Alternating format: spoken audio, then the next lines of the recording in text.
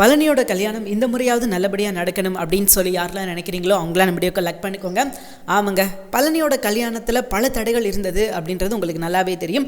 இப்போ மீண்டும் அவருக்கு ஒரு திருமண ஏற்பாடு செய்யப்பட்டிருக்குது. அதில் பொண்ணும் ஓகே சொல்லிருச்சு, இவங்களும் ஓகே சொல்லியிருக்கிறாங்க. பார்க்கலாம் இதில் முத்துவேல் சக்திவேல் எப்படி தடை பண்ணுறாங்க அண்ட் எந்த ரூபத்தில் தடை பண்ணுறதுக்காக வர்றாங்க அப்படின்றது இனி வர்ற எபிசோடில் தெரியும். சரிங்க, இன்னைக்கு எபிசோட் நடந்த விஷயங்கள் என்ன அப்படின்றத ஒன் பை ஒன்னாக பார்க்கலாம். ஆரம்பத்தில் ராஜி அண்ட் கதிர் இவங்க ரெண்டு பேர்த்த தான் காட்டுறாங்க. இவங்க ரெண்டு பேரும் எதை பற்றி பேசுகிறாங்க அப்படின்னா, ராஜிக்கு நம்ம ஏற்கனவே சொன்ன மாதிரி தான் பயம், நம்மளால் இந்த குடும்பத்தில் எதுவும் பிரச்சனை வந்துடுமோ அப்படின்னு சொல்லிட்டு அவங்க ஆரம்பத்துலேருந்தே பயந்துக்கிட்டு இருக்காங்க. இப்போ ட்ரைனிங்காக சென்னை போகணும், அதுவும் ஒரே நாள் தான். ஆனால் அதுக்கும் அவங்களுக்கு பயம், ஏன்னா வீட்டில் தெரிஞ்சிச்சு அப்படின்னா அது ஒரு பெரிய பிரச்சனையாயிரும் அப்படின்றது அவங்க நினைக்கிறாங்க. உண்மைதான், அவங்க நினைக்கிறது சரிதான். வீட்டில் இந்த விஷயம் தெரிஞ்சிச்சு அப்படின்னா பாண்டியன் கண்டிப்பாக அதுக்கு ஒரு பிரச்சனை பண்ணுவார் அப்படின்றது அவங்க எண்ணம் சரிதான். ஸோ ஆனால் இருந்தாலும் அவங்க லட்சியத்தை விடக்கூடாது அப்படின்றது நம்மளோட ஆசை. இதே தான் கதிரோட ஆசையாக இருக்குது. நீ எதுக்கு வீட்டில் உள்ளவங்க எல்லாரையும் நினைக்கிற, உங்கள் வீட்டில் என்ன சொல்லுவாங்க, அடுத்த வீட்டில் என்ன சொல்லுவாங்க, பக்கத்து வீட்டில் என்ன சொல்லுவாங்க அப்படின்னு சொல்லி நீ என்ன நினைக்கிற, அப்போ நீ நினைக்கிறது என்னைக்கு நீ செய்ய போற அப்படின்ற மாதிரி ஒரு நியாயமான கொஸ்டினை கேட்குறாரு. ஆனால் இருந்தாலும் அவங்களோட மனசை அதை ஏற்றுக்க மாட்டேங்குது. இல்லைப்பா நான் என்ன சொல்ல வரேனா அப்படின்ற மாதிரி ஒரு இக்கனை வச்சு தான் அவங்க பேசுகிறாங்க. ஆனாலும் கதிர் விடலை. இல்லை நீ கண்டிப்பாக போய் தான் ஆகணும், உனக்கு நான் ஒரு நாள் டைம் கொடுக்குறேன், இன்னும் ட்ரைனிங் போகிறதுக்கு ஒரு நாள் இருக்குது. ஸோ அதுக்கு முன்னாடி நான் உனக்கு ஒரு நாள் டைம் தரேன், அந்த ஒரு நாளைக்குள்ளே நீ இந்த விஷயங்களை என்கிட்ட சொல்லணும். போகிறேன் அப்படின்னு சொன்னால் ஓகே, ஐ அக்செப்டட். கண்டிப்பாக உனக்கு தேவையான விஷயங்களை எல்லாமே நான் பண்ணுவேன். அது போக கடைசி வர, அதாவது உன்னை போலீஸ் ஆக்கிற வர உன் கூட இருந்து உனக்காக நான் வருவேன், உனக்காக பாடுபடுவேன் அப்படின்ற மாதிரி சொல்கிறாரு. அப்படி ஒரு வேலை இல்லை எனக்கு வேணாம் அப்படின்னு நீ சொல்லிட்ட அப்படின்னா ஓகே, நோ ப்ராப்ளம், இனிமேல் அதை பற்றி உங்ககிட்ட ஒரு வார்த்தை நான் பேச மாட்டேன், அதே மாதிரி நீயும் என்கிட்ட பேசக்கூடாது அப்படின்ற மாதிரி ஒரு ஸ்ட்ராங்கான கண்டிஷன் சொல்கிறாரு. அது போக இன்னொரு அட்வைஸும் பண்ணுறாரு. நல்லா யோசிச்சுப்பாரு, இன்றைக்கி உங்க கூட நிறையா பேர் படிச்சுக்கிட்டு இருப்பாங்க. ஸோ ஒரு நாளைக்கு கழிச்சு அவங்க முன்னேறி வாழ்க்கையில் அடுத்த லெவலுக்கு நிற்கும் போது நீ இதே இடத்துல தேங்கி நின்ன அப்படின்னா அது உனக்கு சந்தோஷமா, அது உனக்கு ஒரு சந்தோஷத்தை கொடுக்குமா, அது உனக்கு ஓகேவா அப்படின்ற மாதிரி கேட்குறாரு. இதில் ராஜி கொஞ்சம் யோசிக்க ஆரம்பிச்சிட்டாங்க. ஓகே, இவன் சொல்கிறதும் கரெக்டாக தான் இருக்குது அப்படின்ற பாயிண்ட் ஆஃப் வியூவில் அவங்க யோசிக்கிறாங்க. ஆனால் இருந்தாலும் நம்மளால் வீட்டுக்குள்ளே பிரச்சனை வருது அப்படின்ற மாதிரி ஒரு எண்ணம் இருக்கு இல்லையா, அந்த எண்ணத்தை அவங்களால மாற்ற முடியல. அதனால அவங்க என்ன பண்ணுறாங்க அப்படின்னா, சரி பார்த்துக்கலாம், ஏதாவது முடிவு பண்ணி பண்ணுவோம், யோசிப்போம் அப்படின்ற மாதிரி அவங்க சொல்ல ஆரம்பிச்சிட்டாங்க. ஸோ என்ன பண்ண போகிறாங்க அப்படின்னு சொல்லி நான் சொல்லி தெரியணும் அப்படின்ற அவசியம் கிடையாது. இனி ஒரு நாள் கதிர் டைம் கொடுத்துருக்காரு இல்லையா, அந்த ஒரு நாளைக்குள்ளே இவங்க என்ன பண்ணலாம் ஏது பண்ணலாம் அப்படின்னு சொல்லி முடிவு பண்ணி சொல்ல போகிறாரு. சரி, இது ஒரு பக்கம் இப்படி போய்கிட்டு இருக்கேன். இன்னொரு பக்கம் பார்த்தீங்கன்னா மயிலுக்கு ஒரு பிரச்சனை தனியாக போய்கிட்டு இருக்குது. அது என்ன அப்படின்னு கேட்டிங்கன்னா சர்டிஃபிகேட் பிரச்சனை. ஸோ இன்றைக்கும் அவங்க கிளாஸ்க்கு போயிட்டாங்க. அவங்க அங்கே போனோடனையும் சர்டிஃபிகேட்டை பற்றி தான் யோசிக்கிறாங்க. ரைட்டு, இன்னும் கொஞ்சம் நேரத்தில் பிரின்ஸிபல் ரவுண்ட்ஸ் வருவார், அப்போல்லாம் நம்ம பார்த்து சர்டிஃபிகேட் கேட்பார், நமக்கு என்ன பதில் சொல்ல அப்படின்ற மாதிரி அவங்க யோசிச்சுக்கிட்டு இருக்கும்போதே பிரின்ஸிபல் அந்த பக்கம் போகிறாரு. போகிறவர் வாண்டடாக என்னம்மா நல்லா இருக்கியா, எப்படி இருக்க, என்ன பண்ணிக்கிட்டு இருக்க, சர்டிஃபிகேட் என்னாச்சுமா அப்படின்ற மாதிரி கேட்குறாரு. இதுக்கு மயில்கிட்ட பதில் கிடையாது. ஏன்னா மயிலுக்கு ஒரு பயம் இருக்குது, நம்ம மாட்டிக்கிட்டோமோ அப்படின்ற ஒரு பயம் இருக்குது. ஸோ அவங்கக்கிட்ட சர்டிஃபிகேட் கிடையாது. ஸோ அவங்க இருந்தாலும் கொடுக்க முடியாது, ஏன்னா அவங்க படிக்கவே இல்லையே. படிச்சிருந்தா தானே சர்டிஃபிகேட் அப்படின்ற ஒரு விஷயத்தை கொண்டு கொடுப்பாங்க. ஸோ அவங்க படிக்கவே இல்லைன்றதுனால சர்டிஃபிகேட் அங்கே இருக்கிறதுக்கான வாய்ப்பே இல்லை. ஸோ அதனால் தங்கமயில் இந்த முறையும் மலுப்பு தான் பார்க்குறாங்க. பொங்கல் பண்டிகைலாம் நல்லபடியாக போச்சாமா அப்படின்ற மாதிரி வழக்கம் போல் பேச ஆரம்பிச்சுட்டு, ரைட்டுமா பொங்கல் பிடிஞ்சு வரும்போது சர்டிஃபிகேட் கொண்டு வரேன்னு சொன்னீங்க, எங்கே சர்டிஃபிகேட் அப்படின்னு கேட்கும்போது, அதாவது சார் இப்போ என்னன்னா நான் பொங்கல் முடிஞ்சு அப்படியே நேரம் இங்கே வந்துட்டேன்னா நான் வீட்டுக்கே போகலையா, இங்கே பாரு சர்டிஃபிகேட் வாங்கலையா, வாங்கிட்டேன் சார். சரி அப்போ கொண்டு வர வேண்டிதானே அப்படின்ற மாதிரி சொல்ல, அப்ளை பண்ணது இன்னும் வரல அப்படின்ற மாதிரி முன்னுக்கு பின் முரணாக மாற்றி பேசுகிறாங்க. இதில் அவர் கடுப்பாக என்ன சொல்கிறார் அப்படின்னா, சரிம்மா நீ இப்படியே இரு, நான் பாண்டியன்ட்டு பேசிக்கிறேன் அப்படின்ற மாதிரி சொல்ல, ஐயோ மாமா கிட்டலாம் நீங்கள் எதுவும் பேச வேணாம், மாமா கிட்ட நீங்கள் எதுவும் பேசாதீங்க, மாமா கிட்ட நான் பேசுகிறேன், ஏன்னா மாமா ஏற்கனவே பல கவலையில் இருக்காங்க, இதில் இந்த விஷயத்தை போய் சொன்னாலும் அவங்க மேலும் கவலைக்குள்ளாவாங்க, அதனால வேணாம், மாமா கிட்ட நானே ஏதாவது பேசி நான் உங்களுக்கு சர்டிஃபிகேட் எவ்வளோ சீக்கிரம் முடியுமோ நான் அவ்வளோ சீக்கிரம் வாங்கிட்டு வந்துடுறேன் அப்படின்ற மாதிரி சொல்ல, அப்போ பிரின்ஸிபல் வான் பண்ணுறாரு, அம்மா இங்கே பாருமா, நீ இருக்கிற வரை எங்களுக்கு பிரச்சனை, அது தனியாக ஓடிக்கிட்டு இருக்கும், ஏன்னா நீ இங்கே சர்டிஃபிகேட்டே இல்லாமல் வேலைக்கு சேர்ந்து அப்படின்ற விஷயம் இன்ஸ்பெக்ஷன் வரும்போது தெரிஞ்சுது அப்படின்னா அது எங்களுக்கும் பிரச்சனை, உனக்கும் பிரச்சனை, எங்களோட பள்ளிக்கு சீல் வைக்கிற அளவுக்கு வந்துடுவாங்க. உங்ககிட்ட சின்னதாக ஒரு மொபைலில் இதில் கூட உன்னோட சர்டிஃபிகேட் இல்லையா, வேறு எதுவும் டூப்ளிகேட் கூட இல்லையா அப்படின்ற மாதிரி ஒவ்வொன்றா கேட்க நம்ம என்ன நினைக்க வேண்டியதாக இருக்குது அப்படின்னா, அந்த பொண்ணு படிச்சிருந்தா தானே இருக்கும், அந்த பொண்ணு தான் படிக்கவே இல்லையே, அந்த பொண்ணுகிட்ட எப்படி இருக்கும் அப்படின்ற மாதிரி தான் நம்மளோட நினைப்பு இருக்குது. ஆமாம், அதுதான் உண்மை. இவங்க படிச்சிருந்தா தானே சர்டிஃபிகேட் இருக்கும், இவங்க படிக்கவே இல்லை அப்படின்னா எப்படி கூட சர்டிஃபிகேட் இருக்கும், பார்ப்போம் எப்படி தான் சர்டிஃபிகேட்டை கொண்டு வர்றாங்க அப்படின்னு சொல்லிட்டு. ஸோ சர்டிஃபிகேட் பிரச்சனை அது தனியாக போய்கிட்டு இருக்குது. அப்போ அவர் ரொம்ப ஸ்ட்ரிக்டாக சொல்லிட்டாரு, இனி உனக்கு ஒரு வாரம் தான் டைம், நீ வெள்ளிக்கிழமைக்குள்ளே நீ சர்டிஃபிகேட்டை கொண்டு வரல அப்படின்னா நான் வேறு மாதிரி ஆக்ஷன் எடுக்க வேண்டியது வரும் அப்படின்ற மாதிரி சொல்லிட்டாரு. ஸோ இவங்க சீக்கிரமே சர்டிஃபிகேட்டை அரேஞ்ச் பண்ணணும், அதாவது டிசைன் பண்ணி ஆகணும், வேறு இவங்க வழி கிடையாது இவங்களுக்கு. ஏன்னா இவங்க நிரந்தரமாக இங்கே வேலை செய்யணும் அப்படின்னா இப்போதைக்கு அவங்க தப்பிக்கணும் அப்படின்னாலும் சர்டிஃபிகேட் ரொம்ப முக்கியம். ஸோ அந்த விஷயத்தை அவங்க அப்பாவுக்கு ஃபோன் பண்ணி நிச்சயமாக கேட்டு தான் ஆகணும். ஏன்னா வேறு வழி கிடையாது, சர்டிஃபிகேட் கேட்க ஆரம்பிச்சிட்டாங்க. ஸோ அதனால சிக்கலில் மாட்டிக்கிட்டாங்க நம்ம மயிலுன்னு சொல்லலாம். ஆனாலும் இதுலேருந்து அவங்க தப்பிச்சிருவாங்க. ஏன்னா அவங்க இப்போதைக்கு மாட்டாங்கன்னு வச்சுக்கோங்களேன். அவங்க இதுலேயும் சமாளித்து அண்ட் இதுக்கடுத்து வர பிரச்சனையும் சமாளித்து இப்படி ஒவ்வொன்றா சமாளித்து அடுத்தடுத்த கட்டத்துக்கு போய்கிட்டு தான் இருக்காங்க. பார்க்கலாம் இதுக்கப்புறம் அடுத்த கட்டத்துக்கு என்ன பண்ண போகிறாங்க அப்படின்னு சொல்லிட்டு. சரிங்க, இப்போ இப்படி ஒரு பகுதி போய்கிட்டு இருக்க. இன்னொரு பகுதி பார்த்தீங்கன்னா நம்ம பாண்டியன் அவங்க ஃபேமிலியெல்லாம் உட்காந்துருக்காங்க. அப்போ தான் நம்ம எதிர்பார்க்காத ஒரு விஷயம், எதிர்பார்க்காத ஆச்சரியம் என்ன அப்படின்னா, பழனிக்கு மறுபடியும் கல்யாண ஏற்பாடு நடக்க ஆரம்பிச்சிருச்சு. ஸோ போன முறை பாண்டியன் தோத்துட்டார் இல்லையா, ஆனால் இந்த முறை நான் தோக்க மாட்டேன் அப்படின்னு சொல்லி ரொம்ப ஒரு கம்பீரமாக அந்த பொண்ணு வீட்டில் உட்காந்துருக்காரு. அப்போ முன்ன நடந்த மாதிரி இந்த மாதிரி எந்த விஷயங்கள் நடந்துடக்கூடாது அப்படின்றதுக்காக முன்னாடி நடந்த விஷயங்கள் எல்லாத்தையும் சொல்கிறாரு. இந்த மாதிரி ஏற்கனவே பழனிக்கு ஒரு இடத்துல பொண்ணு பார்த்தோம், அங்கே இவனோட அண்ணன் தம்பி ஸோ அவங்கெல்லாம் என்ன பண்ணிட்டாங்க அப்படின்னா முன்னுக்கு பின் முரணா சொல்லி அந்த கல்யாணத்தை நிப்பாட்டிட்டாங்க. அதுக்கப்புறம் தான் நாங்கள் உங்கள் பொண்ணை பார்க்க வந்திருக்கோம் அப்படின்ற மாதிரி சொல்கிறாங்க. அது போக நடந்த விஷயங்கள் எல்லாத்தையும் ஒன்று ஒன்றா சொல்லிவிட்டு அதுக்கப்புறம் இன்னொரு முக்கியமான விஷயத்தை சொல்கிறாங்க. நாளைக்கு என்னைக்காக இருந்தாலும் இவனோட அண்ணன்கள் நிச்சயமாக ஏதாவது ஒரு விஷயங்கள் சொல்லி உங்கள் மனசை கலைக்கிறதுக்கு முயற்சி பண்ணுவாங்க. ஸோ அதனால் நீங்கள் மனசு கலைஞ்சிடாதீங்க, மனசு பதறிடாதீங்க. ஸோ அவங்க சொல்கிற விஷயங்களை நீங்கள் நம்ப வேண்டாம். ஏன்னா எனக்கு எப்படி என் பிள்ளைங்களோ அதே மாதிரி தான் இவன் என்னோட வீட்டோட மூத்த பிள்ளை அப்படின்ற மாதிரி சொல்ல செந்தில் இருந்துக்கிட்டு, ஆமாம் எங்கள் மாமா தான் எங்கள் எல்லாருக்கும், நாங்கள் இருக்கிறதுக்கு முன்னாடி எங்கள் மாமா அங்கே இருக்காரு, எங்கள் மாமா எங்களுக்கு முன்னாடியே வந்துட்டார், ஸோ எங்கள் அப்பாவுக்கு மூத்த பிள்ளைனா அது அவர் தான் அப்படின்ற மாதிரி செந்திலும் இவருக்கு சப்போர்ட்டாக பேச, குடும்பத்தில் உள்ள எல்லாருமே பார்த்தீங்கன்னா இவருக்கு சப்போர்ட்டாக, இவருக்கு ஆறுதலாக, இவருக்கு ஆதரவாக தான் பேசுகிறாங்க. வேறு யாருமே இவருக்கு ஆப்போசிட்டாக பேசலை. ஏன்னா எல்லாருமே இவர் பக்கம் ஒரு நியாயம் இருக்குது அப்படின்ற மாதிரி நினைக்கிறாங்க. ஸோ எல்லாருமே பழனி நல்லா இருக்கணும் அப்படின்னு நினைக்கிறாங்க. அப்படின்றதுனால எல்லாருமே பார்த்தீங்கன்னா அவருக்கு ஆதரவாக தான் பேசுகிறாங்க. ஸோ இருந்தாலும் பழனிக்கு இந்த கல்யாணத்தில் உடன்பாடு இல்லை. ஏன்னா கண்டிப்பாக தன்னோட அண்ணன்கள் இந்த விஷயத்தை தடுத்துருவாங்க அப்படின்றது அவருக்கு நல்லாவே தெரியும். அதனால் அவருக்கு பெருசாக உடன்பாடே இல்லை. இப்படி இவங்களுக்குள்ளேயே பேசிக்கிட்டு இருக்கும்போது தான் நம்ம மீனா எவ்வளோ நேரம் தான் மாமா இப்படியே வெயிட் பண்ணுவார், பொண்ணை சீக்கிரம் வர சொல்லுங்கள் அப்படின்ற மாதிரி கொளுத்தி போடுறாங்க. உடனே ஆமாம் பொண்ணை பார்க்கணும் இல்லையா, ஸோ பொண்ணை வர சொல்லுங்கள் அப்படின்னு பொண்ணு ஒருத்தவங்க வர்றாங்க. அவங்க பேர் என்ன அப்படின்னா சீதாலட்சுமி. ஸோ நீங்கள் என்ன படிச்சிருக்கீங்க அப்படின்னு கேட்கும்போது எம்ஃபில் முடிச்சிருக்கேன் அப்படின்னு சொல்லிட்டு அவங்ககிட்ட கேட்குறாங்க. மாப்பிள்ளை இவர் தான் அப்படின்ற மாதிரி சொல்லி எல்லாரும் பழனி பொண்ணை பார்க்க சொல்கிறாங்க. பழனி பொண்ணை பார்க்க மாட்டேங்கிறாரு, ஏறெடுத்தே பார்க்க மாட்டேங்கிறாரு. ஏன்னா முதல் முறை பார்த்த பொண்ணை இவருக்கு ரொம்ப பிடிச்சிருந்தது, ஓகேன்னு சொல்லி பேசினாங்க. பட் இவ்வளோ தூரம் நின்றுச்சு அப்படின்றதுனால இந்த முறை அவருக்கு பெருசாக இன்ட்ரெஸ்ட் இல்லாத மாதிரி தான் காட்டிக்கிறாரு.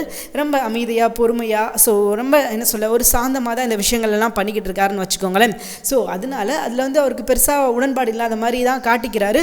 பட் எல்லாரும் சமாதானம் பண்ணி பொண்ணை பாருங்க அப்படின்னு அவர் எடுத்து பொண்ணை பார்க்குறாரு. பொண்ணு ஓரளவுக்கு அழகாக தான் இருக்கிறாங்க. அவங்களும் 36 வயசா, அவங்களும் படிக்கணும் அப்படின்னு சொல்லிட்டு பாதி நாட்களை அவங்க வயசுலேயே என்ன பண்ணிட்டாங்க, படிப்புலேயே கண்டினியூ பண்ணிட்டாங்க. ஸோ அதனால் இப்போ அவங்களுக்கு வயசு 36 ஆயிடுச்சு அப்படின்ற மாதிரி ஒரு கதை சொல்கிறாங்க. ஸோ பொண்ணுக்கும் பழனியை ஓகே அப்படின்ற மாதிரி சொல்லிட்டாங்க. பழனியையும் கேட்குறாங்க உங்களுக்கு பொண்ணை பிடிச்சிருக்கா அப்படின்னு கேட்கும்போது அதுக்கு அவரும் ஓகே சொல்கிறாரு. ஸோ ஆக மொத்தம் பார்த்தீங்கன்னா எல்லாருக்குமே இந்த கல்யாணத்தில் சம்மதம், எல்லாருக்குமே சந்தோஷம் அப்படின்ற மாதிரி தான் தெரியுது. யாருக்கும் எந்த பிரச்சனையும் கிடையாது, எல்லாருமே ஓரளவுக்கு பக்காவாக ரெடி ஆகிட்டாங்க. சரிங்க, இப்போது இது ஓரளவுக்கு நல்லா போய்கிட்டு இருந்தாலும் அண்ட் அவங்க அண்ணங்க முத்துவேல் சக்திவேல் நிச்சயமாக ஒரு பிரச்சனை பண்ணுவாங்க அப்படின்றது நல்லாவே தெரியும். ஸோ எல்லாமே எதிர்பார்த்து தான் காத்துக்கிட்டு இருக்காங்க. இந்த பக்கம் பார்த்தீங்கன்னா மயில் அங்கே கிளாஸ் போயிட்டு உட்காந்துருக்காங்க. என்ன பண்ணுறது, சர்டிஃபிகேட்டுக்கு அம்மாட்ட போய் பேசலாமா இல்லை அப்பா கிட்ட கேட்கலாமா, சர்டிஃபிகேட் கேட்க ஆரம்பிச்சிட்டாங்க, புஷ் பண்ண ஆரம்பிச்சிட்டாங்க, நம்ம சீக்கிரமே சர்டிஃபிகேட் ரெடி பண்ணணும் அப்படின்ற மாதிரி அவங்க ஒரு டிஸ்கஷனில் இருக்காங்க. அப்போ அவங்களுக்கு என்ன தோணுது அப்படின்னா அவங்க அப்பா கிட்ட கேட்கலாம் இல்லை அவங்க அம்மா கிட்ட கேட்கலாம் அப்படின்னு சொல்லிட்டு அந்த விஷயங்களை பற்றி யோசிக்கிட்டு இருக்கும்போது காந்திமதி வாசலில் உட்காந்துருக்காங்க. என்ன வீட்டில் யாரும் இல்லையா அப்படின்ற மாதிரி சைகையிலே கேட்குறாங்க. மயில் இருந்துக்கிட்டு அம்மா வீட்டில் யாரும் இல்லை அப்படின்ற மாதிரி கேட்க எல்லாரும் எங்கே போயிருக்காங்க அப்படின்ற மாதிரி நம்ம காந்திமதி கேட்க அதற்கு மயில் இருந்துக்கிட்டு எல்லாரும் மாமாவுக்கு பொண்ணு பார்க்க போயிருக்காங்க, பழனி மாமாவுக்கு அப்படின்னு சொல்ல, என்னது பழனிக்கு பொண்ணு பார்க்க போயிருக்காங்களா, என்கிட்ட ஒரு வார்த்தை கூட சொல்லலை அப்படின்ற மாதிரி சொல்லி அவங்க சின்னதாக ஒரு குவச்சிக்கிறாங்க. அப்போ என்ன சொல்கிறாங்க அப்படின்னா, இல்லை உங்ககிட்ட சொல்லியிருப்பாங்க அப்படின்னு தான் நான் நினச்சேன், பட் ஏன் சொல்லலைன்னு தெரில, இது யதார்த்தமாக மாமாவுக்கே தெரியாமல் தான் மாமாவை கூப்பிட்டு போயிருக்காங்க. ஏன்னா மாமா போன முறையே இந்த விஷயத்தில் கொஞ்சம் அப்செட்டாக இருந்தார் அப்படின்றதுனால அவருக்கு பெருசாக எதுவும் சொல்லாமல் தான் கூப்பிட்டு போயிருப்பாங்க அப்படின்னு சொல்லி நான் நினைக்கிறேன் அப்படின்ற மாதிரி இவங்களும் சொல்ல, ஸோ அங்கே என்ன விஷயம் நடக்க போகுது அப்படின்னு பார்த்தீங்கன்னா, நம்ம காந்திமதி ரொம்ப எதிர்பார்த்து காத்திருக்காங்க. அப்போ என்ன ரிசல்ட்டாக இருக்கும் அப்படின்னு சொல்லிட்டு, அதே மாதிரி மயில் கூட கொஞ்சம் நேரம் அங்கேருந்து கடலை போட்டுக்கிட்டு இருக்காங்க. என்னாச்சு உங்கள் வீட்டிலலாம் எப்படி போய்கிட்டு இருக்கு, சாப்பிட்டியா அப்படின்ற மாதிரிலாம் பேசிக்கிட்டு, ஸோ அதுக்கப்புறம் கொஞ்சம் நேரத்தில் வந்து பார்த்தீங்கன்னா நம்ம பாண்டியன் உள்ளே வர்றாரு. பாண்டியன் உள்ளே வந்தோடனே என்ன நடக்குது அப்படின்னா, வழக்கம் போல் அவர் என்னென்ன விஷயங்கள் பேசுவாரும் அதே விஷயங்களை எல்லாரும் முன்னாடியும் பேசுகிறாரு. அண்ட் இப்போ வெளியே நின்று பேச ஆரம்பிச்சிட்டாரு. எப்படி வந்து கோமதி அவங்க அம்மாவுக்கு கேட்கணும் அப்படின்னு சொல்லி ஒவ்வொரு விஷயமா சத்தம் போட்டு பேசுவாங்களோ அதே மாதிரி இப்போ பாண்டியனும் அதே விஷயத்த செய்கிறாரு. பாண்டியன் என்ன செய்கிறாரு அப்படின்னா, பழனிக்கு வந்து நாங்கள் பொண்ணு பார்த்துருக்கோம், போன முறை மாதிரிலாம் கிடையாது, இந்த முறை வந்து பொண்ணு வீட்டில் வந்து ரொம்ப ஸ்ட்ராங்காக சொல்லிட்டோம், இந்த மாதிரி பிரச்சனையெல்லாம் வரும், நீங்கள் எதுக்கு மனம் தளர்ந்துடாதீங்க, யார் சொல்கிறதையும் நம்பிடாதீங்க அப்படின்லாம் நான் சொல்லிட்டேன். பட் இந்த முறை அவங்க அந்த மாதிரி எந்த ஒரு விஷயம் செய்ய மாட்டாங்க அப்படின்றத நான் நினைக்கிறேன். நிச்சயமாக இந்த முறை பழனியோட கல்யாணம் மிஸ் ஆகாது, கண்டிப்பாக நல்லபடியாக நடக்கும் அப்படின்ற மாதிரி சொல்ல, அங்கிட்டிருந்து கோமதிக்கு வந்து ரொம்ப சந்தோஷம். அவங்களுக்கு வந்து சந்தோஷம் தாங்க முடியல. அவ்வளோ தூரத்துக்கு அவங்க ரொம்ப மன மகிழ்ச்சியாக இருக்காங்க, சந்தோஷம். ஏன்னா அவங்க எதிர்பார்த்து காத்திருக்காங்க இல்லையா, எல்லா பொண்ணுக்கும் கல்யாணம் நடக்குது, எல்லா பிள்ளைங்களுக்கும் கல்யாணம் நடக்குது, பட் என் பையனுக்கு ஒரு கல்யாணம் நடக்க மாட்டேங்குது அப்படின்னு சொல்லி அவங்க வெயிட் பண்ணிக்கிட்டு இருந்தாங்க இல்லையா. ஸோ அதனால் பாண்டியன் இப்படி சொல்லவும் அவங்களுக்கு ரொம்ப சந்தோஷம். ஏன்னா இவரோட கல்யாணத்தை பார்க்கணும் அப்படின்னு சொல்லி அவங்க ரொம்ப ஆர்வமாக இருக்காங்க, ரொம்ப ஆசையாக இருக்காங்க அப்படின்றதுனால. ஸோ இந்த கல்யாணம் நடக்கும்போது அவங்க கண்டிப்பாக கூட இருக்கணும் அப்படின்றது அவங்களோட ஆசை. ஸோ இவங்ககிட்ட ஏதாவது ஒரு விஷயம் சொன்னால் நிச்சயமாக வந்து அவங்க பசங்கிட்ட சொல்லுவாங்க, அவங்க ஏதாவது வேலை பார்த்துருவாங்க அப்படின்னு சொல்லிட்டு தான் இப்படி வந்து அவங்கக்கிட்ட சொல்கிறாங்க. ஸோ சொல்லிவிட்டு ஒரு விஷயத்தை தெளிவாக சொல்கிறாரு, இந்த முறை அவங்க என்ன நினச்சாலும் அது நடக்காது, நான் இந்த கல்யாணத்தை நல்லபடியாக நடத்தி முடிப்பேன் அப்படின்ற மாதிரி பாண்டியனும் சொல்கிறாரு. ஸோ அவங்க அந்த அம்மா ரொம்ப சந்தோஷப்படுறாங்க, காந்திமதி பரவாயில்ல, என் பிள்ளைக்கு ஒரு நல்ல விஷயம் நடக்க போகுது அப்படின்னு சொல்லிட்டு. ஸோ சொல்லிவிட்டு இவர் வழக்கம் போல் உள்ளே போயிட்டார். அதுக்கப்புறம் என்ன அப்படின்னு பார்த்தீங்கன்னா, காந்திமதி கோமதியை பார்த்து பேசிக்கிட்டு இருக்காங்க. கோமதி அப்போ நடந்த விஷயங்கள் சொல்கிறாங்க, அம்மா இங்கே பாரு, இந்த முறை உங்கள் பசங்கிட்ட இந்த மாதிரி கல்யாணம் நடக்குது அப்படி இப்படின்னு எதுவும் சொல்லிக்கிட்டு இருக்காத, சொன்ன அப்படின்னா நிச்சயமாக ஏதாவது கிணத்தனமாக பண்ணுவாங்க, அது பழனியோட வாழ்க்கையை பாதிப்பை ஏற்படுத்தும். ஸோ நீ இந்த மாதிரி எந்த ஒரு விஷயத்தையும் சொல்லிடாதம்மா, வேணாம் அப்படின்ற மாதிரி இவங்க சொல்கிறாங்க. அதுக்கு அவங்களும் சந்தோஷமாக சொல்லிக்கிறாங்க, சரிம்மா நான் இந்த முறை எதுவும் சொல்ல மாட்டேன், அதே மாதிரி உன் புருஷனே கொஞ்சம் அமைதியாக இருக்க சொல்லு, அவனை எதுவும் வாய்க்கையே விட்டுறாம, ஸோ அவன் ஏதாவது வாயை விட்டு அது பஞ்சாயத்தாகி இவங்க கோபத்தில் ஏதாவது செய்வாங்க, ஸோ அதனால அவரையும் பேச விடாத இவரையும் பேச விடாத அப்படின்ற மாதிரி சொல்லி ரெண்டு பேரும் ஒரு சமரசத்துக்குள்ளே வர்றாங்க. சரிங்க, இன்றைக்கி எபிசோட் நடந்த விஷயங்கள் அப்படின்னு பார்த்தீங்கன்னா இவ்வளோ தான். இதை தாண்டி பெரிய எந்த விஷயமும் நடக்கலை. பட் இதுக்கப்புறம் தங்கமயிலுக்கு ஒரு பிரச்சனை வந்து அவங்க கழுத்தை நெரிக்க போது, சர்டிஃபிகேட் விஷயம். சர்டிஃபிகேட் இஷ்யூ பெரிய இஷ்யூவாக போய்கிட்டு இருக்குது. எப்படியாவது சர்டிஃபிகேட் எடுத்து கொடுக்கணும் அவங்க அப்படின்னு நினச்சாலும் பட் அது வந்து அவ்வளோ ஈஸியான விஷயம் கிடையாது. அதில் அவங்களுக்கு பல சிக்கல்கள் இருக்குது. அந்த சர்டிஃபிகேட்டை அவ்வளோ ஈஸியாலாம் அவங்க வந்து கேதர் பண்ணி கொடுத்துட முடியாது. ஏன்னா இது வந்து நார்மலாக ஏதோ காசுக்கு வாங்குற சர்டிஃபிகேட்டாக கேதர் பண்ணி கொடுக்கறதுக்கு எப்படியோ இப்போ சீக்கிரமே தங்கமயில் ஒரு டூப்ளிகேட் ஒரு சர்டிஃபிகேட் செய்ய போகிறாங்க. அதனால அவங்களுக்கு என்னென்ன பிரச்சனைகள் வரப்போகுது, என்னென்ன பக்க விளைவுகள் வரப்போகுது அப்படின்றது தாங்க இதுக்கப்புறம் வர்ற ஒரு முக்கியமான கான்செப்ட். ஏன்னா தங்கமயில் வந்து பார்த்தீங்கன்னா இப்போ என்ன வேணால் பண்ணலாம் அப்படின்ற ஒரு முடிவுக்கு வந்துட்டாங்க. ஏன்னா இப்போ அவங்கள காப்பாற்றிக்கிறணும் அப்படின்னா இப்போ சர்டிஃபிகேட் ரொம்ப முக்கியம். ஸோ அந்த சர்டிஃபிகேட் எப்படியாவது கிடைக்கணும் அப்படின்னா நம்ம என்ன விஷயம் பண்ணினாவது அந்த சர்டிஃபிகேட்டை நம்ம கைக்கு கிடைக்க வச்சிடணும். ஏன்னா சர்டிஃபிகேட் இல்லை அப்படின்னா நம்மளை பற்றின விஷயங்கள் வெளியே வந்துடும், அது ஒரு பெரிய பிரச்சனையாகிடும், அப்புறம் அது தனி பிரச்சனையாக போய்கிட்டு இருக்கும். ஸோ இந்த மாதிரி சம்பவங்கள் எதுவும் நடக்கக்கூடாது அப்படின்னா இப்போதைக்கு நமக்கு சர்டிஃபிகேட் தேவை, அந்த சர்டிஃபிகேட்டை எப்படியாவது கொண்டு வரணும் அப்படின்ற ஒரு முயற்சியில் அவங்க இறங்கியிருக்காங்க. இது எந்த அளவுக்கு அவங்களுக்கு சாத்தியம்? ஏன்னா சர்டிஃபிகேட் கொடுக்கல அப்படின்னா உண்மையிலே பிற வீட்டில் எல்லாரும் கேட்க ஆரம்பிச்சிடுவாங்க, நீ உண்மையிலே படிச்சையா இல்லை பொய் சொல்கிறியா அப்படின்னு சொல்லி. ஏன்னா ஒவ்வொரு விஷயமா இவங்களை பற்றின விஷயங்கள் வெளியே வந்துக்கிட்டே தான் இருக்குது. தங்கமயில் இப்படி பண்ணிக்கிட்டு இருக்காங்க, தங்கமயிலை பற்றின உண்மைகள் வந்து ஒன்றுக்கு பின் ஒன்றா வெளியே வந்துக்கிட்டே இருக்கும்போது இப்போ தங்கமயில் செய்கிற விஷயங்கள் நாளைக்கு வந்து அவங்களுக்கு ஒரு பெரிய பாதிப்பை ஏற்படுத்தலாம், அது அவங்களுக்கு ஒரு பிரச்சனையாக மாறலாம். ஸோ அதனால் அவங்க உண்மையை சொல்கிறது அது அவங்களுக்கு நல்லது. ஆனால் அவங்க உண்மையை சொல்ல மாட்டாங்க. ஏன்னா அவங்கள பொறுத்த வரைக்கும் ஒரு விஷயத்தில் அவங்க ரொம்ப தெளிவாக இருக்கிறாங்க, யார்கிட்ட எந்த உண்மையை சொல்லிடக்கூடாது அப்படின்னு சொல்லிட்டு. ஏன்னா அவங்கள பொறுத்த வரைக்கும் ஒரே ஒரு விஷயம் தாங்க, என்ன அப்படின்னு பார்த்தீங்கன்னா அவங்க இப்போதைக்கு தப்பிக்கணும், எந்த விஷயத்துலையும் மாட்டிடக்கூடாது அப்படின்றதுக்காக சில விஷயங்களை அவங்க மறைக்கிறாங்க. ஸோ அது தப்பாகவே இருந்தாலும் அது அவங்களுக்கு தப்புன்னே தெரிஞ்சாலும் அவங்க ஏன் அதை விஷயத்தை துணிஞ்சு செய்கிறாங்க அப்படின்னு கேட்டிங்கன்னா அவங்களுக்கு ஒரே ஒரு ரீசன் தான் சொல்லி ஆகணும், அவங்க வந்து சேஃபாக இருக்கணும், அவங்க வந்து எந்த விஷயத்தில் மாட்டிடக்கூடாது அப்படின்றதுக்காக தான் அந்த விஷயத்தை ரொம்ப துணிஞ்சு செய்கிறாங்க. பாப்போம் என்ன நடக்க போகுது, யார் நம்மளை என்ன பண்ணிடுவா அப்படின்ற ஒரு தாட்டுக்கு வந்துட்டாங்க. அப்படி இருந்தும் அவங்களுக்கு சில தயக்கங்கள் இருக்குது. அவங்க செய்கிற விஷயங்கள் வந்து கொஞ்சம் எல்லாமே பயந்து தான் செய்கிறாங்க. எடுத்தோம் கவுத்தோம்லாம் எதுவும் செய்யலாம். எல்லா விஷயம் செய்யும் போதும் சில பயம் வந்து அவங்களுக்கு இருக்குது. ஆனால் இருந்தாலும் அதையும் மீறி அவங்க செய்ய வந்த விஷயத்த செஞ்சுக்கிட்டே தான் இருக்காங்க. பார்ப்போம் என்ன தான் நடக்குது அப்படின்னு சொல்லிட்டு அவங்களும் பண்ணிக்கிட்டே தான் இருக்காங்க. ஆனாலும் அவங்க பிரச்சனைகள் வந்து முடிஞ்ச பாடு கிடையாது. மேலும் மேலும் அவங்களுக்கு அது ஒரு பிரச்சனையாக தான் மாறியே தவிர அது வந்து இந்த பிரச்சனை வந்து இதோட முடிஞ்சிருச்சு, அவ்வளோதான்ப்பா, இதுக்கப்புறம் பிரச்சனை கிடையாது அப்படின்ற ஒரு எண்ணமே அவங்களுக்கு வரமாட்டேங்குது. ஏன்னா வராது, எப்படி வரும்? இவங்க ஏதாவது ஒரு விஷயம் 2 விஷயம் பொய் சொல்லியிருந்தாங்கன்னா பிரச்சனை கிடையாது. ரோகிணி வந்து எவ்வளோ பொய் சொல்லியிருக்காங்களோ அதே அளவுக்கு இவங்களும் பொய் சொல்லியிருக்காங்க. இவங்களும் அதே மாதிரி ரோகிணி, இவங்க குட்டி ரோகிணின்னு சொல்லலாம். ஸோ அந்த மாதிரி தான் சொல்லி ஆகணும். ஏன்னா இவங்க எல்லாம் எந்த அளவுக்கு பொய் சொல்கிறாங்களோ அதே மாதிரி தான் நம்ம ரோகிணியும் பொய்க்கெல்லாம் சொல்லியிருக்காங்க. ஸோ இவங்களும் ஒரு குட்டி ரோகிணி தான் சொல்லி ஆகணும். ஸோ எது எப்படியோங்க, சீக்கிரமே தங்கமயிலை பற்றின விஷயங்கள் வெளியே வரப்போகுது. தங்கமயில் மாட்ட போகிறாங்க. வீட்டில் உள்ள எல்லாருக்குமே தங்கமயிலை பற்றின விஷயங்கள் வந்து வெளிச்சத்துக்கு வரப்போகுது. ஏன்னா தங்கமயில் வந்து ஏதோ பெரிய ஒரு நல்லவங்க மாதிரி வேஷம் போட்டுக்கிட்டு இருக்காங்க. ஸோ அந்த வேஷம் சீக்கிரமே வந்து களையப்போகுது. இவங்க இவ்வளோ நாள் என்ன வேஷம் எதிர்பார்த்துக்கிட்டே இருக்காங்களோ அந்த வேஷம் வந்து சீக்கிரமே களையப்போகுது. இவங்க யார், என்ன ஏது, இவங்க என்ன பண்ணிக்கிட்டு இருக்காங்க அப்படின்ற எல்லா விஷயமும் பார்த்திங்கன்னா சீக்கிரமே வெளிச்சத்துக்கு வரப்போகுது. அதனால் இவங்க மாட்ட வேண்டிய நேரம் ரொம்ப நெருங்கி வந்துக்கிட்டு இருக்குது அப்படின்னு சொல்லலாம். இவங்க இதுக்கப்புறம் வந்து தப்பிக்க முடியாது. ஏன்னா ஒரு மனுஷன் எவ்வளோ போய் சொல்ல முடியும், அதை தாண்டி அவங்க சொல்லிக்கிட்டு இருக்காங்க. அவங்க பொய்யோட கணக்கு பார்த்திங்கன்னா ரொம்ப அதிகமாக போகுது. அதனால் எப்போ என்ன போய் சொல்லி மாட்ட போகிறாங்க அப்படின்னு சொல்லி தெரியல. ஆனால் நிச்சயமாக சீக்கிரமே மாட்டுவாங்க அப்படின்றதுல நம்பிக்கை இருக்குது. அந்த பக்கம் பார்த்திங்கன்னா முத்துவேல் சக்திவேலுக்கு எப்படியோ அந்த விஷயத்தை வந்து மோப்ப முடிச்சிட்டாங்க. அவங்க தான் எப்படான்னு இருக்காங்களே பாண்டியன் அடுத்து என்ன பண்ணுவான். ஏன்னா பாண்டியன் வீட்டை தான் எட்டி பார்த்துக்கிட்டு இருக்காங்க. இவன் என்ன பண்ணிக்கிட்டு இருக்கான், அடுத்து இவன் என்ன பண்ண போகிறான், அவனை எப்படி வந்து வீழ்த்தலாம், எப்படி வந்து அவனை அசிங்கப்படுத்தலாம் அப்படின்னு சொல்லிட்டு இவங்களுக்கு ஒரு வேலை கொடுத்தா இவங்க வந்து பாண்டியன் வீட்டையே தான் எட்டி பார்த்துக்கிட்டு இருக்காங்க. பாண்டியன் என்ன பண்ணுறான், பாண்டியன் நிற்கிறான், பாண்டியன் நடக்கிறான், பாண்டியன் இப்படி பண்ணுறான் அப்படி பண்ணுறான் அப்படின்னு சொல்லிட்டு இவங்க போய் ஒன்றுமே தெரியாத மாதிரி கோமதிட்ட கேட்குறாங்க.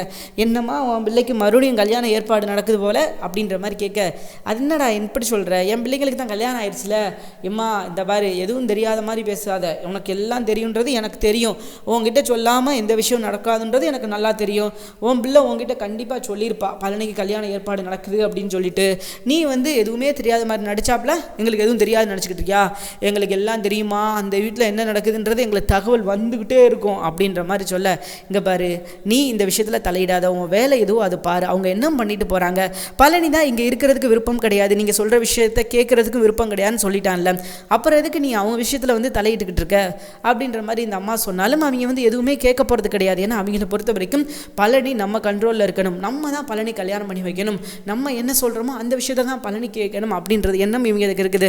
ஸோ அதனால தான் இவங்க என்ன பண்ணுறாங்க அப்படின்னா பழனியை வந்து நம்ம அசைவில் இருக்கணும், பழனிக்கு வந்து வேறு யாரும் நம்மளால் நல்லதுன்னு நடந்தால் அது நம்மளால் தான் நடக்கணும், வேறு யாரும் அவனுக்கு ஒரு நல்ல விஷயம் கூட பண்ணிடக்கூடாது அப்படின்ற மாதிரி நினச்சிக்கிட்டு தான் இவங்க இந்த விஷயம்லாம் பண்ணிக்கிட்டு இருக்காங்க. ஸோ இதுக்கப்புறமும் அதே விஷயத்தை தான் பண்ண போகிறாங்கன்னு வச்சுக்கோங்களேன். இந்த முறை வந்து தடுத்துட முடியுமா? ஏன்னா இந்த முறை பாண்டியனும் உஷாராக இருப்பார், போன முறை மாதிரி கிடையாது, இந்த முறை பாண்டியனும் ரொம்ப தெளிவாக இருப்பார். இவங்க கண்டிப்பாக ஏதாவது ஒரு பிளான் போடுவாங்க, அதுக்கு நம்ம என்ன பண்ணலாம் அப்படின்னு சொல்லி அவரும் சில ஐடியாக்கள்லாம் யோசிச்சு வச்சுருப்பாரு. பார்ப்போம் அவர் என்ன பண்ணுறாரு அப்படின்னு சொல்லிட்டு. சரிங்க, இன்னொரு பக்கம் பார்த்தீங்கன்னா நம்ம குமார் வாடி வா, அவன் என்ன பண்ணிக்கிட்டு இருக்கா அப்படின்னா எப்படியாவது அரசியை கரெக்ட் பண்ணிடலாம் அப்படின்னு சொல்லிட்டு. ஏன்னா இவனோட நோக்கம் வந்து உண்மையான காதல் கிடையாது. இவனை பொறுத்த வரைக்கும் பாண்டியனை பழி வாங்கணும், பாண்டியன் நம்ம வீட்டில் இருந்து 2 பொண்ணை கூட்டு போயிட்டாங்க, அப்போது அவங்க வீட்டிலேருந்து நம்ம ஒரு பொண்ணை இழுத்துட்டு வந்தால் தான் அது நமக்கு கெத்து, நம்மளோட கௌரவம், நம்மளை எப்படி அசிங்கப்படுத்துனாங்களோ அதே மாதிரி அவங்களையும் நம்ம அசிங்கப்படுத்தணும் அப்படின்னு சொல்லி தேவையில்லாமல் கேவலமான ஒரு விஷயம் பண்ண போகிறாங்க. ராஜுக்கு என்ன நடந்தது, எப்படி வந்து கதிர் கூட கல்யாணம் ஆச்சு அப்படின்றது எதுவுமே தெரியாது இவங்களுக்கு. ராஜு போய் இன்னொருத்தரை நம்பி ஏமாந்து ஸோ அந்த இடத்துல நின்று கோமதி, ஏன்னா கோமதி மேலே இவ்வளோ நாள் வரைக்கும் கதிர் வந்து கோவமாக இருந்தார் அப்படின்னா அதற்கு ரீசன் வந்து அதுதான். ஸோ எனக்கு விருப்பமே இல்லாமல் ஒரு பொண்ணை கல்யாணம் பண்ணி வச்சிட்டல அப்படின்ற ஒரு கோவத்தில் தான் இருந்தாரே தவிர மற்றபடி அவருக்கு அவங்க அம்மா மேலே கோவப்படணும் அப்படின்ற அவசியமே இல்லை. ஸோ அதனால தான் கொஞ்சம் மறைச்சிக்கிட்டு இருந்தார். இப்போ கொஞ்சம் கொஞ்சமாக அந்த பிரச்சனைகள் வந்து மாறிக்கிட்டே வருது. சீக்கிரமே வந்து அவங்க அம்மா கூட சகஜமாக பேச ஆரம்பிச்சிடுவாருன்னு வச்சுக்கோங்களேன். ஆனால் இதுக்கு இடையில இவங்க பண்ணுற வேலைகள், இவங்க பண்ணுற சேட்டைகள்லாம் பார்க்கும்போது, அதாவது நம்ம முத்துவேல் சக்திவேல் இவங்க பண்ணுற சேட்டைகள்லாம் பார்க்கும்போது ஒரு விஷயம் நல்லா தெளிவாக தெரியுது. இவங்களுக்கு வந்து இன்னும் உண்மை தெரிய வந்துச்சு அப்படின்னா கண்டிப்பாக பாண்டியனை வந்து கையெடுத்து கும்பிட்டு தான் ஆகணும். ஏன்னா அவ்வளோ பெரிய விஷயம் வந்து கோமதி பண்ணியிருக்காங்க. ஆனால் கோமதி தான் இந்த விஷயத்த பண்ணாங்க அப்படின்னு சொல்லி பாண்டியனுக்கு தெரிஞ்சால் நிச்சயமாக பாண்டியன் வந்து கோவம் தான் படுவார். ஏன் இப்படி பண்ண, இப்படி ஒரு விஷயத்த யாரை கேட்டு நீ பண்ண, யாரை கேட்டு முடிவு பண்ண அப்படின்னு சொல்லி அவரும் வந்து கோமதி கூட சண்டை போடுவார். ஸோ எல்லாமே தெரிஞ்சு கோமதி தன்னோட அண்ணன்கள் அப்படின்றதுக்காக ஒரு மிகப்பெரிய விஷயத்தை தன்னோட குடும்பத்தை எதிர்த்து பண்ணியிருக்காங்க. இதுக்காகவே இவங்க வந்து பெருமைப்படணும், அசிங்கப்படணும், நமக்காக தங்கச்சி இவ்வளோ பெரிய விஷயம் பண்ணியிருக்குது அப்படின்னு சொல்லிட்டு. ஸோ இவங்க என்ன பண்ணியிருக்காங்க அப்படின்ற உண்மை இவங்க முதல்ல சொல்லணும். ஏன்னா இவங்க வந்து இப்போ வரைக்கும் அந்த விஷயத்தை மறைச்சிக்கிட்டு தான் இருக்காங்க. ஏன் மறைக்கிறாங்க? அது வந்து அவ்வளோ ஒரு கெட்ட விஷயம்லாம் கிடையாது. அது வந்து மோஸ்ட்லி ஒரு நல்ல விஷயம் அப்படின்றதுனால இவங்க வந்து மறைக்கக்கூடாது. இவங்க வந்து உண்மையை வெளிக்கொண்டு வரணும், உண்மையை சொல்லணும். இப்படி நடந்துச்சு, உன் பொண்ணு இப்படி பண்ணாம், அதனால தான் இந்த கல்யாணத்தை நான் பண்ணி வச்சேன் அப்படின்னு சொல்லிட்டு எல்லா உண்மையும் இவங்க சொல்லணும். ஸோ இவங்க எவ்வளோ விஷயங்களை வந்து மறைக்கிறாங்களோ அது அவ்வளோ தூரத்துக்கு அவங்களுக்கு தான் கெடுதல். ஸோ இந்த விஷயங்கள்லாம் மாறணும், சில விஷயங்கள் சரியாக நடக்கணும் அப்படின்னா அதற்கு ஒரே ஒரு ஆப்ஷன் தான் இருக்குது. அது என்ன அப்படின்னு கேட்டிங்கன்னா, நம்ம கோமதி வந்து உண்மைகள் எல்லார்கிட்டையும் சொல்லணும். உண்மையை வந்து இவங்க மறைக்கக்கூடாது. எப்படி ராஜு கல்யாணம் நடந்துச்சுன்னு உங்களுக்கு தெரியுமாடா? ஏன்னா ராஜு கல்யாணத்தில் தான் இவங்க ரொம்ப இன்சல்ட் ஆகிட்டாங்க. ரொம்ப வந்து கோபமானது ராஜியோட கல்யாணம் தான். ஸோ அந்த கல்யாணம் எப்படி நடந்தது, எந்த சூழ்நிலையில் நடந்தது, எப்படி வந்து அங்கே ராஜுவை பார்த்தாங்க, இந்த விஷயங்கள்லாம் தெரிஞ்சிச்சுன்னு வச்சுக்கோங்களேன், நிச்சயமாக வந்து இவங்க வந்து கோமதிக்கு கோயில் கட்டி கொண்டாடணும். தங்கச்சி என்னதான் அந்த வீட்டுக்கு போனாலும் இவங்களோட மானத்தை காப்பாற்றணும் அப்படின்றதுக்காக அவங்க பண்ண விஷயங்கள் வந்து உண்மையிலே ரொம்ப பெரிய விஷயம். தன்னோட பையனோட வாழ்க்கையை கெடுக்க போகிறோம் அப்படின்னு சொல்லி தெரிஞ்சும் ஸோ கெட்டு போகலை. பட் அவருக்கு விருப்பம் இல்லாத கல்யாணம் இல்லையா?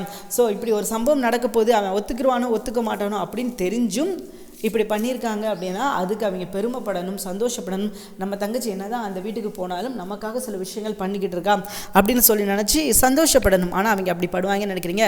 கண்டிப்பாக அப்படியெல்லாம் பண்ண மாட்டாங்க. அதுக்கு பதில் இவள் வந்து ஏன் இப்படி பண்ணா, இவளுக்கு வந்து இன்னொரு பிரச்சனை கொடுக்கணும், இவளை சும்மா விடக்கூடாது அப்படின்னாவது யோசிப்பாங்களே தவிர நம்ம தங்கச்சி நமக்காக யோசித்து சில விஷயங்கள் பண்ணியிருக்கா, நம்ம தங்கச்சியை நம்ம பாராட்டணும் அப்படின்னு நினைப்பாங்கன்னு நினைக்கிறீங்க? அவ்வளோ அறிவு இருந்தால் இவங்க இங்கே இருக்க போகிறாங்க. பார்ப்போம் இதுக்கப்புறம் வந்து எப்படி அடுத்த பிரச்சனையை கொடுக்க போகிறாங்க, பழனியோட கல்யாணத்தை நிறுத்துறதுக்கு அடுத்து என்ன விஷயங்கள் பண்ண போகிறாங்க அப்படின்றது இனி வர எபிசோடில் தெரியும். ஸோ எது எப்படி அவங்க இப்போ வரைக்கும் எபிசோடு எந்த ஒரு சிக்கல் இல்லாமல் நல்லா போய்கிட்டு இருக்குது. ஒரு பக்கம் மயில் பிரச்சனை, இன்னொரு பக்கம் கதிர் ராஜ், இவங்க 2 பேரும் சேர்ந்து என்ன பண்ண போகிறாங்க, இன்னொரு பக்கம் பழனியோட கல்யாணம், இப்படி 3 பகுதியாக சீரியல் பிரிஞ்சு நடக்குது. இதில் என்னென்ன சம்பவங்கள் நடக்க போகுது, என்னென்ன விரும்பத்தக்க சம்பவங்கள், விரும்பத்தக்காத சம்பவங்கள் அப்படின்னு சொல்லிட்டு நடக்க போகுது அப்படின்றத நம்ம பொறுத்திருந்து பார்ப்போம். ஸோ எது எப்படிங்க இதுக்கப்புறம் எபிசோடு இப்படி தான் போகுது. தேங்க்யூ ஃபார் வாட்சிங். நிச்சயமாக இந்த வீடியோ உங்களுக்கு பிடிச்சிருக்கும் அப்படின்னு சொல்லி நான் நம்புகிறேன்.